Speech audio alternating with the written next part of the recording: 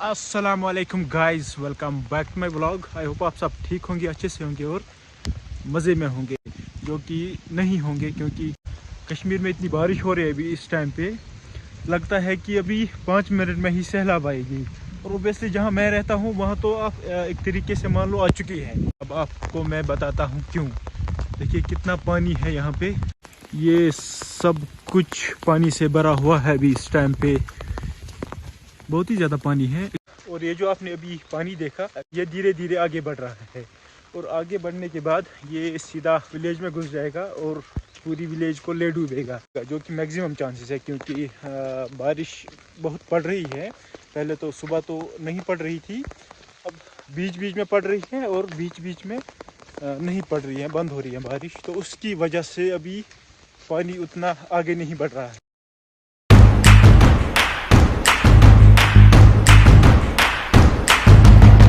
और यहाँ पे कई विलेजेस को भागना पड़ा। जहाँ रिसेंटली कत्ल हुआ था, एक पीर बाबा ने किया था कत्ल, वो विलेज मैंने उनका वीडियो देखा। वो मस्जिद पे ऐलान कर रहे थे कि हम चारों तरफ पानी से भरे हुए हैं, घिरे हुए हैं, हमें यहाँ से भागना चाहिए। अभी जो पानी है वो कभी कम हो रहा है और कभी वापस आ रहा है, ऊपर जा रहा है।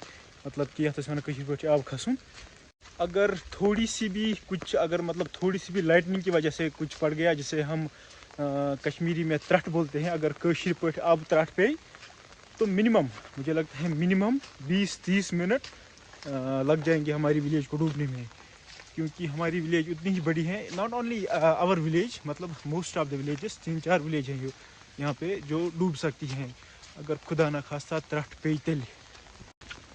Otherwise it will take much more time, मतलब बहुत ज़्यादा टाइम लगेगा इसको। अगर न त्रट पे तेल लगे वारिया टाइम सैलाब खसनस।